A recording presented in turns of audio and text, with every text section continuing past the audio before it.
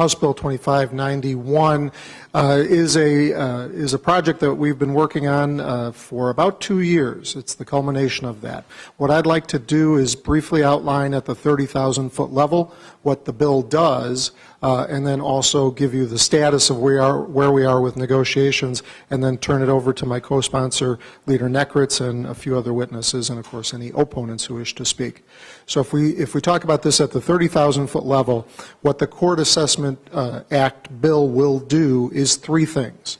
Number one, it will consolidate all existing criminal and civil fees, or what we like to call assessments, into schedules. At the present time, our entire code is replete with these. They are everywhere.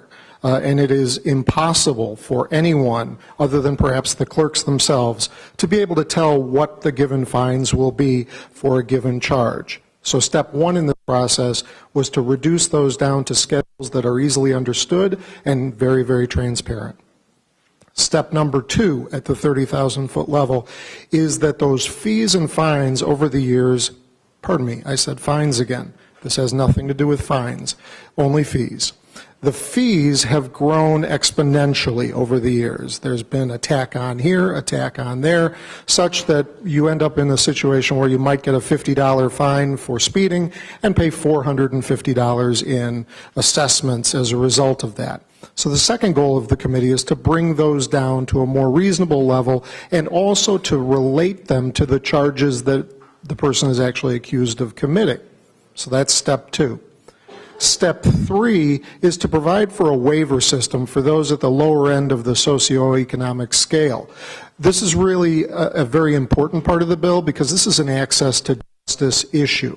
This is something that's been opined about by the Supreme Court, indicating that if we don't address it, that they will. And the reality is, in the work that we've done, is that for the most part, for the lower end of the socioeconomic scale, these fees rarely get paid.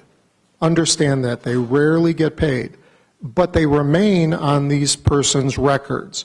So the clerks have an enormous accounts receivable, which they don't like because it skews their numbers. And most importantly, for those people at the lower end of the economic scale, it becomes a problem with their financial records. So now they can't borrow, they can't get a car, they have trouble getting work because of these fees that honestly can't get paid. So we've developed a system to provide for a sliding scale waiver provision for that. So that is the crux of what this bill will do. Now, whenever you talk about reducing fees, that means we're affecting someone. And in this case, we're certainly affecting public safety, we're affecting fire protection districts, and a number of other groups. Leader Nekritz and I have been meeting with those groups, because one of the important things when we filed the amendment was we needed to know exactly how it would affect them. And the people best equipped to tell us were them.